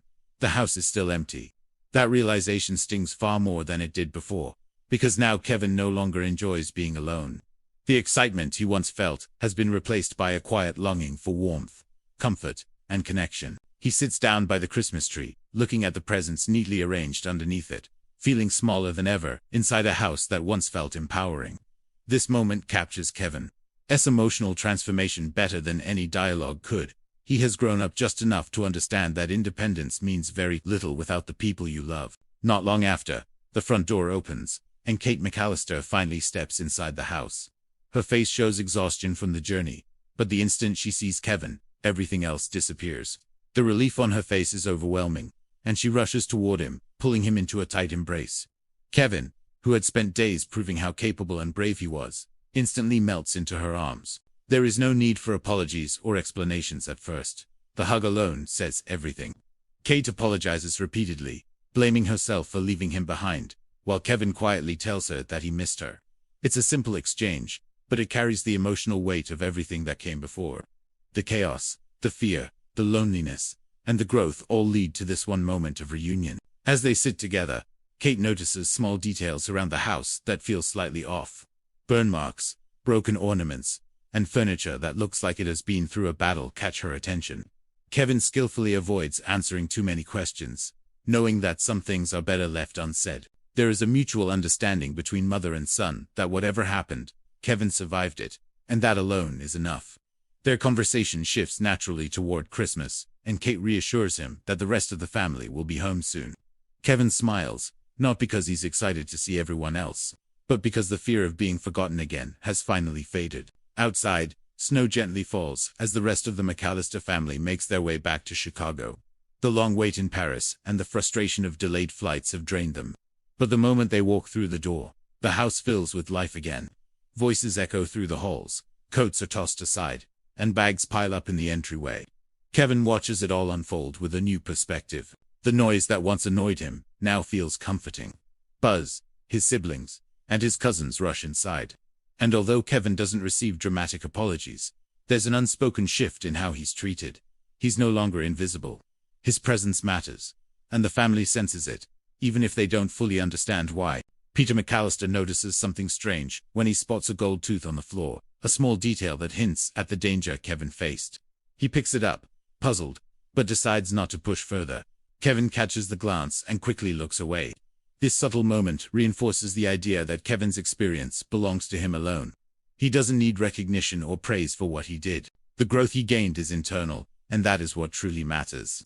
Across the street, Old Man Marley appears once more, this time accompanied by his son and granddaughter. Kevin watches from the window as Marley reunites with his family, smiling in a way that feels genuine and peaceful. The scary rumors that once surrounded him now seem laughable. Kevin understands that fear often comes from misunderstanding, and that sometimes all it takes is a little courage to see the truth. Marley waves toward Kevin, and Kevin waves back, sharing a quiet acknowledgement of the connection they formed. It's a powerful visual reminder that reconciliation is possible at any age. Inside the house, Christmas finally begins in the way it was always meant to. The family gathers around the tree, exchanging gifts and laughter. Kevin opens his presents with excitement, but more importantly, he feels included. No one talks over him, and no one dismisses his reactions. Even Buzz, in his own awkward way, seems less hostile. The warmth of the moment contrasts sharply with the cold isolation Kevin experienced just days earlier. The film doesn't need to spell out the lesson. It's as visible in Kevin's expression. He no longer wishes for his family to disappear. He understands now that being part of a family means accepting imperfections, noise, and conflict along with love. As the day unfolds, Kevin's journey comes full circle. He began the story feeling small and ignored, believing that life would be better without anyone else around. Through loneliness, fear, and responsibility, he learned self-reliance and confidence. By the end, he realizes that independence and family are not opposites. They exist best together. Kevin doesn't lose his sense of strength, but he gains empathy, patience, and appreciation. Home Alone closes not with loud comedy or dramatic speeches, but with quiet emotional resolution. Kevin's adventure may have been extraordinary, but the lesson it leaves behind is deeply relatable. Growing up doesn't mean pushing people away. It means understanding their value. The McAllister house, once again full of noise and movement, feels complete. And Kevin is no longer just surviving inside it. He belongs there. Kevin's story may appear complete once his family returns, but the emotional aftershocks of everything he experienced continue to quietly shape him in ways that linger beyond Christmas morning. The house feels different now, not just because it's full again, but because Kevin himself is different inside it. He moves through the rooms with a calm confidence, no longer overwhelmed by their size or the noise echoing through the halls. Where he once felt powerless and overlooked, he now carries a quiet sense of ownership over his place in the family. He doesn't need to shout to be heard or act out to be noticed. His growth has given him something stronger than attention: self-worth.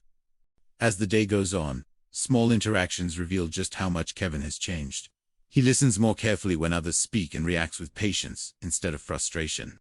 When Buzz cracks a joke at his expense, Kevin doesn't explode or retreat, he simply shrugs it off, understanding that not every slight deserves a reaction. This emotional restraint marks a huge shift from the boy we met at the beginning of the film, whose anger often spoke louder than his feelings. Kevin has learned that control over his emotions gives him power, and that lesson feels earned rather than forced.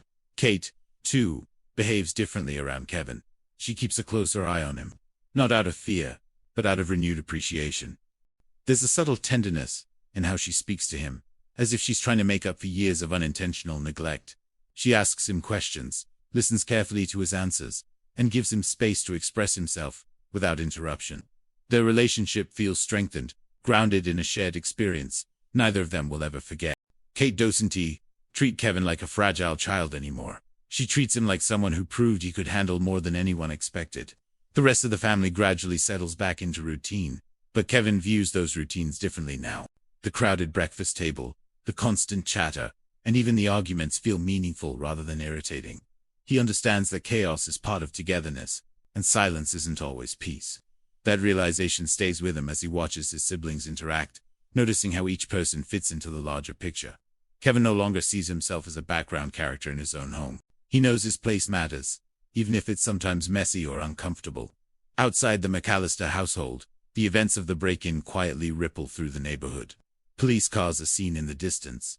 Neighbors whisper about the burglars who are finally caught, and houses slowly return to normal after the attempted robberies. Kevin hears fragments of adult conversations, but doesn't feel the need to insert himself.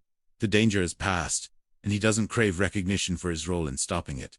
That restraint further emphasizes his maturity. He doesn't need validation because he validated himself. Old man Marley's reunion with his family continues to weigh on Kevin's mind as well. Watching Marley reconnect with his son showed Kevin that time doesn't erase love, even when misunderstandings linger for years. It taught him that reconciliation requires courage from both sides, the courage to admit pain, and the courage to forgive it. Kevin internalizes that lesson, understanding that his own family conflicts are small compared to what others carry. This insight deepens his empathy, making him more patient not just with others, but with himself. The film subtly reinforces this growth through visual storytelling rather than dialogue. Kevin is framed differently in the final moments, standing confidently, centered in shots, rather than pushed to the edge of the house. no longer dwarfs him. Instead, he feels like a natural part of its structure. The warmth of the lighting, the softness of the snowfall outside, and the gentle pace of the closing scenes all support the emotional calm Kevin has reached. There's no need for exaggerated comedy here. The story trusts its audience to recognize change when they see it.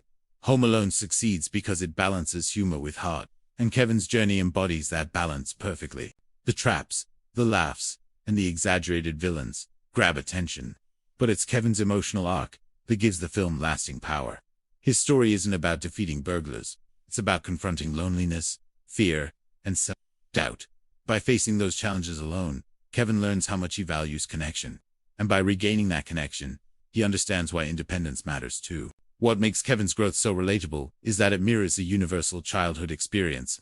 Feeling ignored, wishing for space, and then realizing how much presence matters is something many people experience in their own way. The film doesn't shame Kevin for his initial wish, or portray him as wrong for wanting freedom. Instead, it allows him to explore that desire fully and discover its limits naturally. That honesty is what makes his transformation believable and emotionally satisfying. As the final moments settle, Home Alone leaves behind a comforting sense of closure. Kevin doesn't become perfect, and his family doesn't suddenly change overnight. What changes is understanding. Kevin understands himself better, and his family understands his value more clearly. That mutual awareness becomes a quiet victory of the story, far more meaningful than any trap or stunt. The magic of Home Alone lies in how it disguises an emotional coming-of-age story inside a holiday comedy. It reminds us that growth often happens in unexpected ways. And sometimes, being alone is what teaches us how much togetherness truly matters.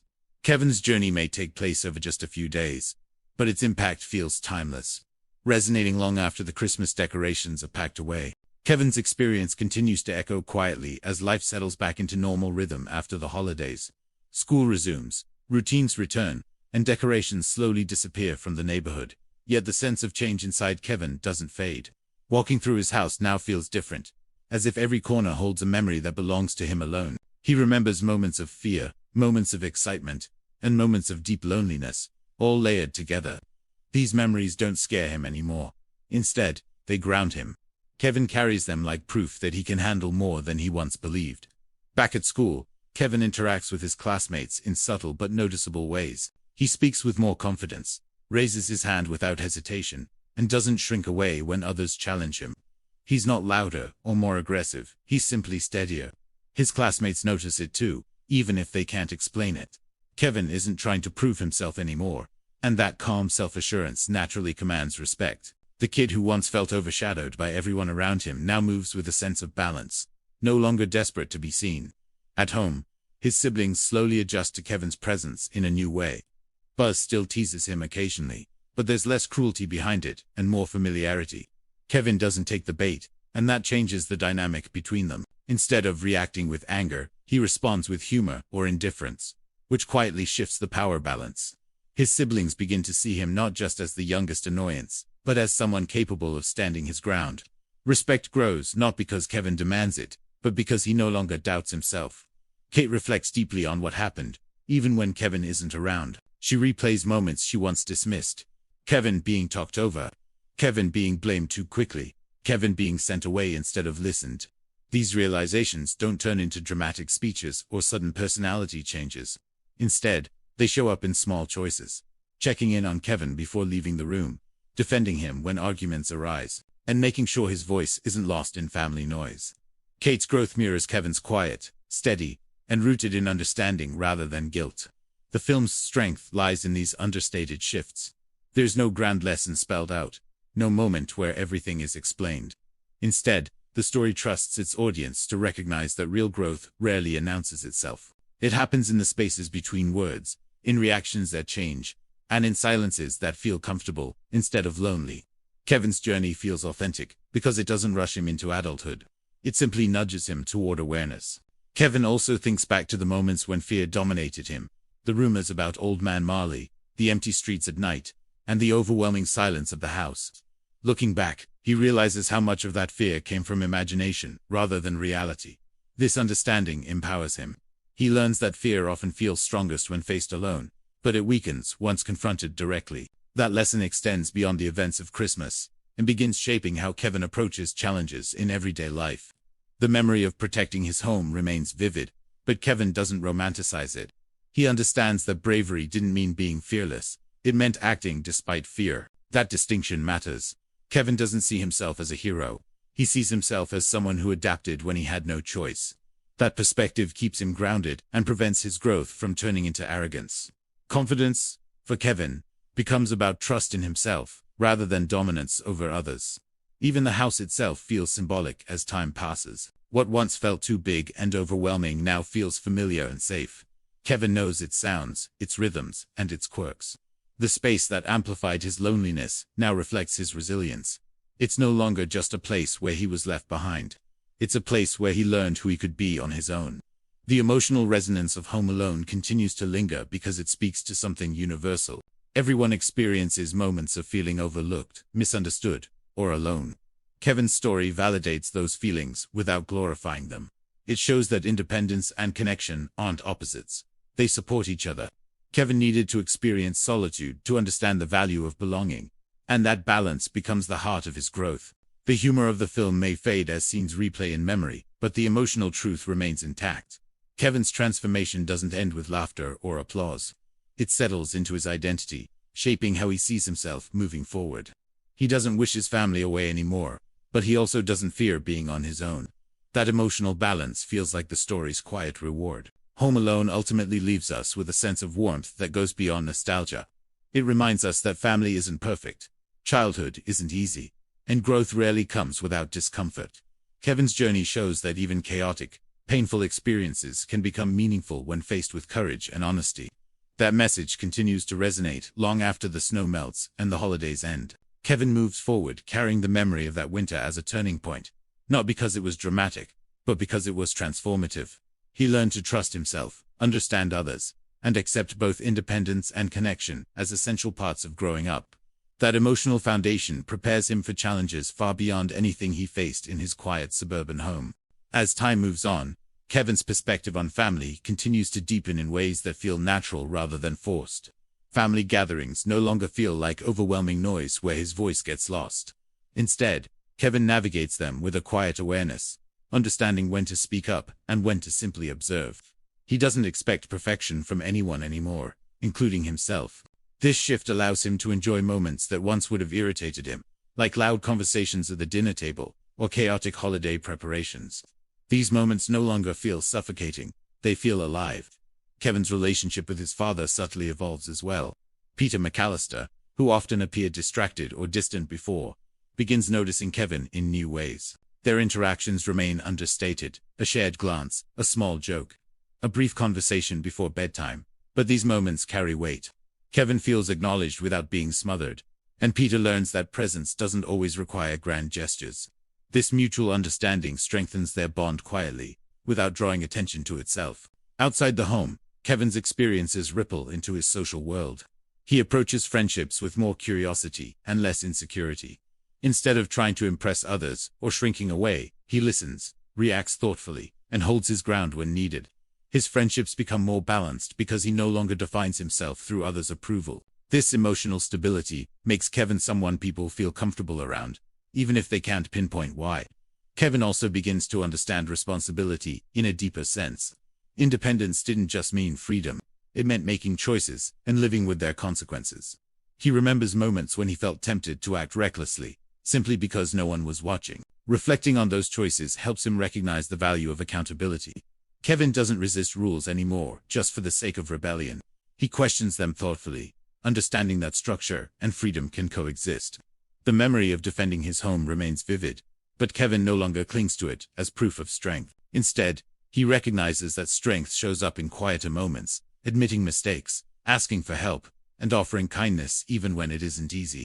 This realization reshapes how he views courage. It's no longer about confrontation. It's about honesty and resilience. Kevin's understanding of fear continues to evolve. He recognizes that fear often grows in silence and isolation. When shared or confronted, it loses its grip. This lesson becomes especially clear when he remembers how wrong he was about Old Man Marley. That mistaken fear becomes a reference point, reminding Kevin not to judge too quickly or rely on rumors. Empathy replaces suspicion, allowing Kevin to connect with others more openly. As seasons pass, Kevin carries these lessons into everyday moments. A difficult school assignment, a disagreement with a sibling, or a moment of uncertainty no longer overwhelms him. He approaches challenges with patience, trusting that solutions often reveal themselves through persistence rather than panic. This mindset doesn't make life easier, but it makes Kevin better equipped to handle it. The film's emotional core becomes increasingly clear through Kevin's growth. Childhood is often portrayed as carefree, but Kevin's story acknowledges its complexity. Children feel loneliness, frustration, and fear just as deeply as adults, even if they don't always have the words to express it. Kevin's journey validates those emotions without exaggerating them. His growth feels earned because it comes from lived experience rather than external instruction. Kevin also begins to appreciate the idea of home beyond physical space. Home becomes associated with safety, memory, and connection rather than just walls and rooms. The house that once amplified his loneliness now represents growth and belonging. Kevin understands that home isn't perfect. It's meaningful because of its imperfections. The warmth of the story lies in this emotional honesty. Humor and nostalgia may draw viewers in, but it's the emotional truth that lingers. Kevin's experiences reflect universal moments of feeling unseen, misunderstood, or underestimated. His journey reassures us that those moments can lead to self-discovery rather than resentment. Kevin's growth doesn't erase conflict or guarantee happiness. Instead, it equips him with awareness and emotional balance. He understands that independence doesn't mean isolation, and connection doesn't mean losing oneself. This balance becomes the foundation of his maturity, shaping how he navigates the world moving forward. As Kevin continues growing, the events of that winter fade into memory, but their impact remains. He doesn't dwell on them, yet they quietly influence his decisions and reactions. Kevin carries forward a calm confidence, rooted not in triumph, but in understanding. That quiet strength becomes his defining trait. Home Alone ultimately resonates because it respects its characters and audience enough to let growth unfold naturally. Kevin's story isn't about becoming extraordinary, it's about becoming aware. That awareness transforms him in ways that feel authentic, lasting, and deeply human. Kevin moves forward not as a fearless child, but as a thoughtful one. He understands that life will continue to surprise him, challenge him, and occasionally overwhelm him. But he also knows that he can face those moments with resilience and clarity. That realization becomes his greatest takeaway, shaping the person he is becoming. Kevin's sense of emotional balance continues to mature as everyday life slowly returns to normal. What once felt extraordinary now blends into routine, yet the change inside him remains clear.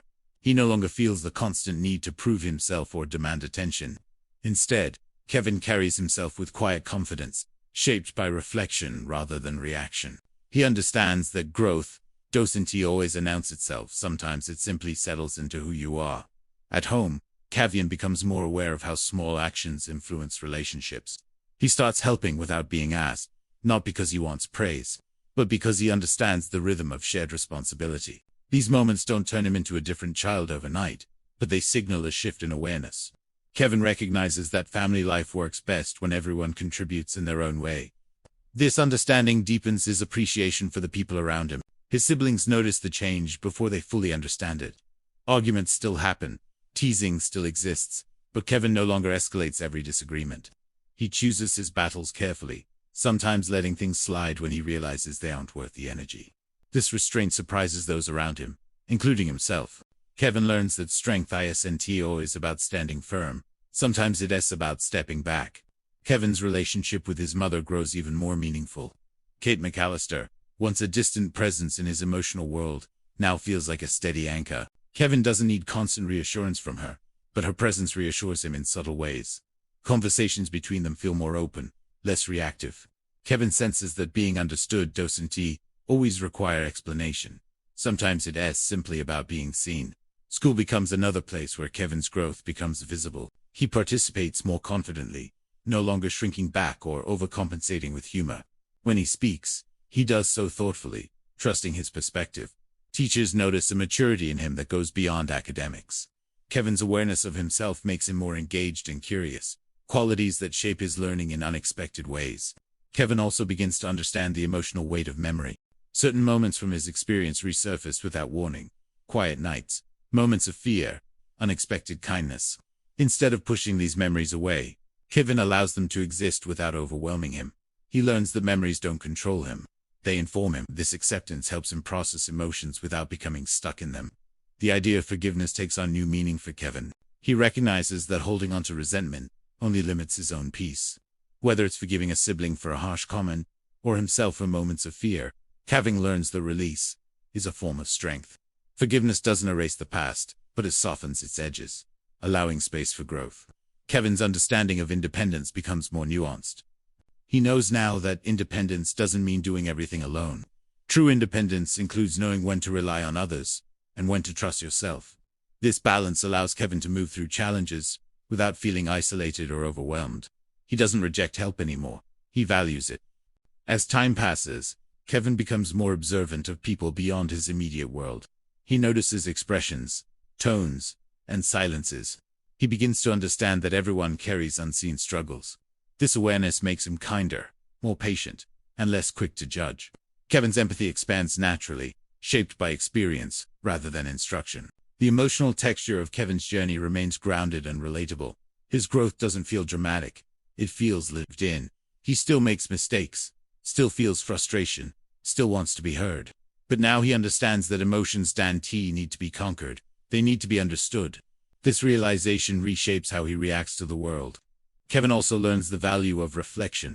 Quiet moments become opportunities to process thoughts rather than escape them. Whether he's lying in bed at night or sitting alone during a break, Kevin uses stillness to understand himself better. This habit becomes one of his most powerful tools, helping him navigate uncertainty with clarity. The sense of safety Kevin once lacked now feels internal rather than external. He doesn't rely solely on his environment to feel secure. Instead, he carries a sense of emotional grounding wherever he goes. This inner stability allows him to face new situations with confidence, even when outcomes are uncertain. Kevin's journey continues to emphasize that growth doesn't erase vulnerability. Instead, it integrates it. He understands that vulnerability doesn't weaken him and humanizes him. This acceptance allows Kevin to form deeper connections and approach life with openness rather than fear. The emotional resonance of Kevin's story lies in its honesty. It doesn't pretend that growth is linear or that maturity arrives fully formed. Kevin evolves through experience, reflection, and connection. His journey reminds us that meaningful change often happens quietly, shaped by moments that seem small at the time. Kevin moves forward with a clearer sense of self. He doesn't define himself by a single event or achievement. Instead, he carries forward lessons about courage, empathy, and balance. These lessons shape how he views challenges, relationships, and himself. As life continues unfolding, Kevin remains curious rather than cautious. He understands that uncertainty is part of growth. Rather than fearing it, he embraces it as a space for learning. This mindset allows him to face the future with optimism grounded in realism. Kevin's story continues to resonate because it reflects emotional truth rather than spectacle. His growth feels earned because it mirrors real human experience.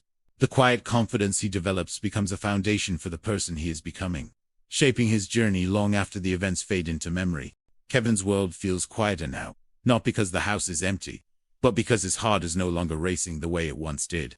After everything he has faced, there is a noticeable change in him. He still wakes up alone in the big McAllister house, but the fear that once crept in with every sound has softened. He moves through the rooms with confidence, knowing each corner, each staircase, each door. The house no longer feels like a scary place meant for adults. It feels like his responsibility, almost like a living thing he has learned to understand. Kevin's independence, which began as excitement, has now transformed into maturity. As the day goes on, Kevin becomes more thoughtful. He doesn't rush into mischief or wild fun anymore. Instead, he takes care of everyday tasks with focus. He shops for groceries, carefully counts his money, and learns how the adult world works in small but meaningful ways. These moments are simple, yet they show how much Kevin has grown in such a short time. Earlier, freedom meant doing whatever he wanted. Now, it means handling things on his own. The joy on his face comes not from rebellion, but from accomplishment. At the same time, there's a subtle emotional weight that follows him. The laughter is still there, but it's quieter. Kevin misses his family, even the people who annoyed him the most. The silence at dinner time feels heavier than before. He sits at the table alone, surrounded by empty chairs, and for the first time, he truly understands what being alone actually means. The house is still big, but it no longer feels warm. Christmas decorations glow softly, yet something feels incomplete. This emotional shift makes Kevin more human and relatable, reminding us that independence doesn't erase the need for connection. Outside, The neighborhood continues its holiday calm, but danger hasn't disappeared. Harry and Marv are still nearby, more determined than ever. Their earlier failures have only fueled their anger. They no longer see Kevin as just a clever kid. To them, he's an obstacle that embarrassed them, and that makes things personal. While Kevin doesn't know every detail of their plans, he senses that something isn't right. There's a tension in the air, an instinct that tells him trouble hasn't passed yet. Kevin's awareness sharpens. He pays attention to sounds outside, shadows near windows, and unfamiliar movements. This isn't fear controlling him anymore, it's preparation. He knows he has to protect himself and the house again. But unlike before, he isn't acting out of panic. There's calm calculation in his behavior. Every decision feels more deliberate, more focused. He's no longer reacting, he's anticipating. One of the most important emotional shifts happens when Kevin thinks about Old Man Marley. Their earlier conversation left a lasting impression on him. Kevin realizes that loneliness isn't unique to children. Adults carry it too, sometimes for years. This understanding makes Kevin more compassionate. He starts seeing the world beyond his own frustrations, and that empathy adds depth to his character. He isn't just surviving on his own anymore. He's learning how people connect, how misunderstandings can turn into distance, and how courage isn't always loud. As night approaches, Kevin's determination becomes clear. He prepares himself mentally, knowing he might have to face danger once more. But there's a difference now. He isn't trying to prove anything. He isn't doing this to show off or rebel. He's doing it because it's necessary. The house, which once felt overwhelming, now feels like something worth defending. Kevin's sense of responsibility has grown, and that growth feels natural rather than forced. Emotionally, Kevin stands at a turning point. He understands that being alone taught him valuable lessons, but it also showed him what truly matters. Family isn't perfect, but it's important. Independence is empowering, but connection gives it meaning. These realizations settle quietly within him, shaping the way he sees everything around him. By the time the night fully settles in, Kevin is no longer the same boy who wished his family away in frustration. He's stronger, wiser, and more aware of himself and others. The child who once felt invisible has discovered his own voice, not by shouting, but by growing. The warmth of Christmas feels closer now, not because his family is home yet, but because Kevin has changed on the inside. The story at this point feels steady and purposeful. Kevin's journey has shifted from survival to understanding, from excitement to emotional clarity. Whatever comes next won't just test his cleverness or bravery. It will test everything he has learned about himself, responsibility, and the value of people in his life. Kevin barely sleeps that night. The house is quiet, but his mind isn't. Every sound feels sharper, every shadow feels longer. The confidence he has built doesn't erase danger. It simply helps him face it without panic. He moves carefully through the house, checking doors, windows, and lights, making sure everything is exactly the way he wants it. His small footsteps echo softly against the wooden floors, and for a moment, he pauses, listening to his own breathing. There is no fear in it now, only focus. He knows the house inside out. Each room carries a memory, not just of chaos or fun, but of family life. The stairs where everyone once rushed in the morning. The kitchen where arguments and laughter mixed. The living room where Christmas decorations glow gently. Kevin realizes that this place isn't just walls and furniture. It's part of his identity. Protecting it feels personal. Outside, the night feels colder. Snow covers the streets, muting the world and making everything feel frozen in time. The neighborhood is still, but that stillness is deceptive. Harry and Marv are moving closer, their frustration turning into recklessness. They are no longer careful or patient. Embarrassment and anger push them forward, blinding them to the danger they are about to walk into. To them, this house represents unfinished business. Kevin senses it before anything happens. There's a heaviness in the air that tells him this night will matter. He takes a deep breath, steadying himself. This isn't about winning or losing anymore. It's about standing his ground. He positions himself carefully, knowing when to hide and when to move. Each decision feels deliberate, as if instinct and intelligence are finally working together. As the intruders make their way inside, the tension escalates. The house becomes a maze, and Kevin controls it. His cleverness isn't loud or chaotic, it's precise. Every movement he makes has purpose. He stays just out of reach, forcing them to chase him, to react instead of think. The contrast is clear. Kevin adapts, while they grow more careless with every step. Yet beneath all the action, there's an emotional current running quietly. Kevin isn't laughing the way he once did. He isn't enjoying their pain or humiliation. His face shows determination, not excitement. This is the difference between a child playing a game and a child protecting something he values. His growth is evident, not just in what he does, but in why he does it. Time stretches in strange ways. Seconds feel long, but events move quickly. Kevin listens carefully, choosing moments to move, moments to stay hidden. His heart races, but his mind remains clear. The house responds to him, each sound echoing exactly where he expects it to. In this moment, Kevin isn't just a kid left behind. He is capable, alert, and fully present. Eventually, the chase leads outside, where the cold air bites harder. Kevin's breath turns visible as he runs, his small body pushing forward with everything it has. Exhaustion begins to creep in, but he doesn't stop. He knows he just needs to last a little longer. Each step feels heavier than the last, but his determination doesn't break. When the danger finally ends, there is a strange silence that follows. Not the tense silence from before, but something calmer. Kevin stands still, catching his breath, realizing that it's over. The weight that had been pressing on him slowly lifts. For the first time in days, he allows himself to relax. His shoulders drop, and his breathing steadies. Soon after, warmth returns, not just physical warmth, but emotional warmth. Kevin is no longer alone in the way that mattered most. The fear, the responsibility, the loneliness, all of it begins to fade. What remains is relief, and a quiet sense of pride. He doesn't celebrate loudly, he doesn't boast, he simply feels thankful. Morning arrives gently. Christmas light fills the house, reflecting off decorations and windows.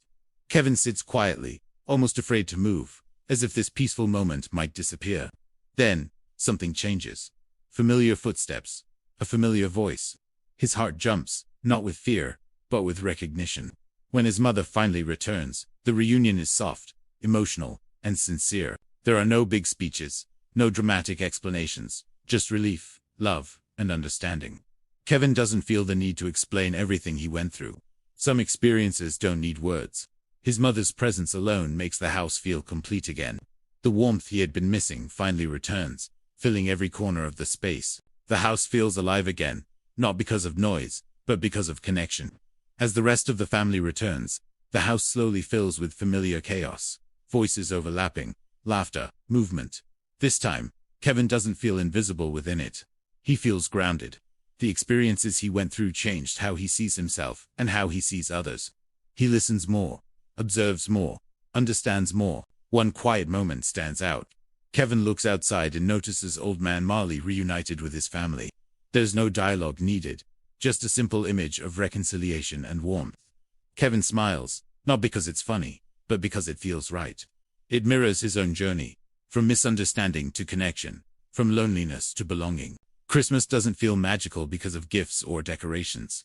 It feels magical because of presence. Kevin understands that now. Being alone taught him strength, but being together gives that strength meaning. He doesn't wish his family away anymore. Instead, he values even their imperfections. The story settles gently, without rushing. Kevin's journey isn't about becoming an adult overnight. It's about learning empathy, responsibility, and courage at a young age. The chaos that once overwhelmed him no longer defines him. He has found his place within it.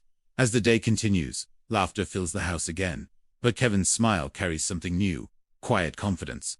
He knows what he's capable of. He knows what matters. And most importantly, he knows that even when things feel overwhelming, he is never truly alone. The house settles into a rhythm that feels both familiar and new. Morning light pours through the windows, bouncing off ornaments and wrapping paper scattered across the living room floor. Kevin sits quietly for a moment, absorbing the sound of his family moving around him. Plates clatter in the kitchen, voices overlap, and someone laughs loudly from the hallway. It's the same chaos he once wanted to escape, yet now it feels comforting. Instead of shrinking away from it, Kevin stays present, watching everything with a calm awareness he didn't have before. His mother keeps glancing at him, as if she's afraid he might disappear again. Their shared looks say more than words ever could. There's guilt in her eyes, but also relief. And Kevin senses it. He doesn't resent her. The anger he once carried has dissolved, replaced by understanding. He realizes that adults can be overwhelmed too, that mistakes don't always come from neglect, but from exhaustion and distraction. This realization quietly reshapes how he views his parents. The family gathers around the tree, opening gifts in the loud, messy way they always do. Kevin's siblings tease each other, argue over wrapping paper, and complain about who got what. But Kevin isn't bothered by it anymore. He notices how small these arguments really are. He joins in when it feels right, laughs when something is funny, and stays silent when he wants to. For the first time, he feels like he belongs in the middle of it all, not pushed to the edge. Yes. Later, Kevin drifts toward the window, watching snow continue to fall. His reflection stares back at him, slightly older somehow, even though only a few days have passed. The boy in the reflection isn't fearless, but he's confident in a quiet way. He's learned that courage doesn't mean the absence of fear. It means acting despite it. This understanding sits comfortably with him, like a lesson he didn't know he was ready to learn. Outside, the neighborhood slowly comes back to life. Families emerge from their homes, bundled in coats and scarves, greeting each other with smiles and waves. Kevin notices old man Marley again, this time walking with his son and granddaughter. The tension that once surrounded him is gone, replaced by warmth. Kevin feels a subtle sense of pride, knowing that a simple conversation helped change someone else's life. It reinforces something important, that kindness doesn't need to be loud to be powerful. Inside, Kevin's father discovers something unusual. A small detail easily missed, but enough to suggest that more happened in this house than anyone realizes. Kevin watches closely, wondering if questions will follow. When none do, he feels a strange mix of relief and responsibility. He chooses not to explain, not because he's hiding, but because some things don't need validation. The experience was his, and that's enough. As the day moves on, Kevin spends time with each family member in small, meaningful ways. A quick conversation here, a shared joke there. These moments aren't dramatic, but they matter. They rebuild connections that felt fragile before. Kevin understands now that relationships aren't maintained through big gestures alone, but through presence and patience. The house feels warmer than before. Not because of heating or decorations, but because of intention. Everyone seems more aware of each other, even if just a little. Kevin notices his parents listening more closely. He notices his siblings arguing less harshly. It's subtle, but real. The experience has changed more than just him. As evening approaches, the excitement of the day begins to fade into contentment. The family gathers again, tired but satisfied. Kevin sits between them, leaning back, feeling safe. The house hums with quiet conversation and shared space. There's no urgency anymore, no sense of being left behind. Kevin reflects on how different everything feels now. Being alone forced him to confront his fears, but being together teaches him balance. Independence gave him confidence, but connection gives him purpose. He doesn't want one without the other. He understands that growing up doesn't mean rejecting family, it means understanding their value. The night settles gently. Lights dim, voices soften, and the house slowly prepares for rest. Kevin heads upstairs, not to the attic, but to his room. He pauses at the doorway, looking back one last time at the hallway filled with familiar shadows. They don't scare him anymore. They feel like home. As he lies in bed, Kevin doesn't wish for anything. He doesn't ask for change or escape. He simply feels grateful. The journey he went through wasn't easy, but it gave him something lasting: clarity. He knows who he is now, not defined by chaos or conflict, but by resilience and heart. Sleep comes easily. The house remains still, wrapped in snow and silence, holding on to the warmth of a day well lived. Kevin drifts off, knowing that even when challenges come, he has the strength to face them, and the people to return to.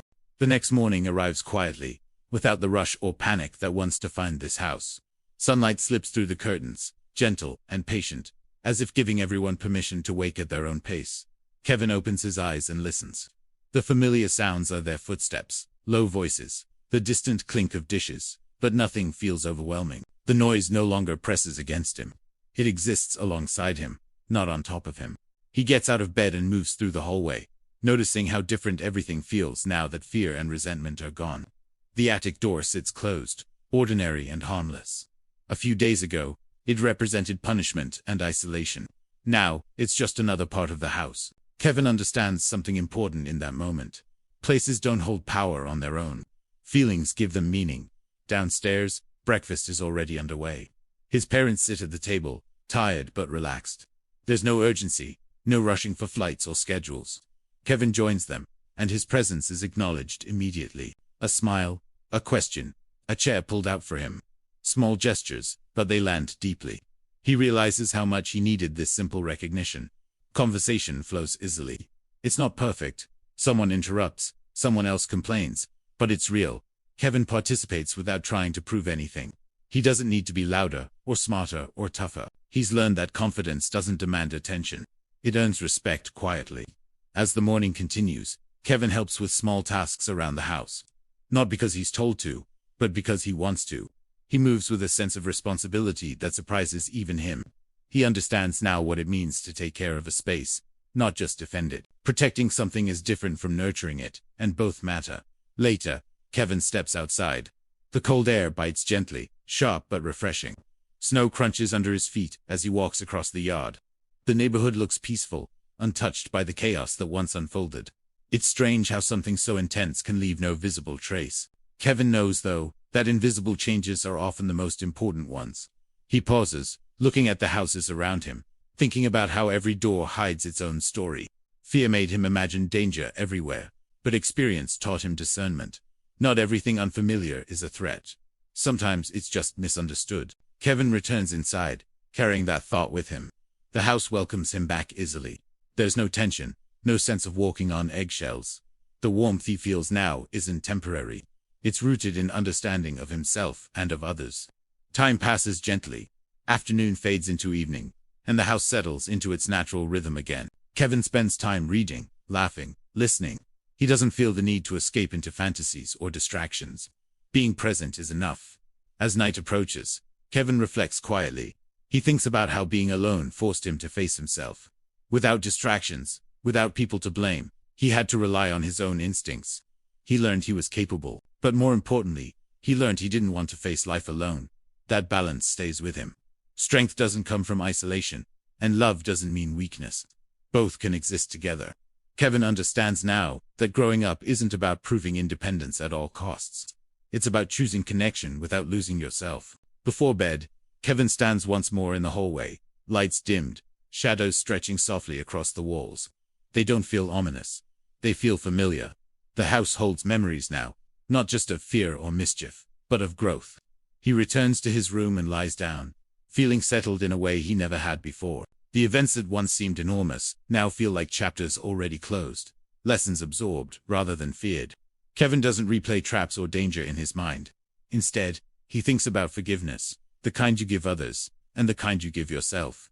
He understands now that mistakes don't define people. How they respond afterward does.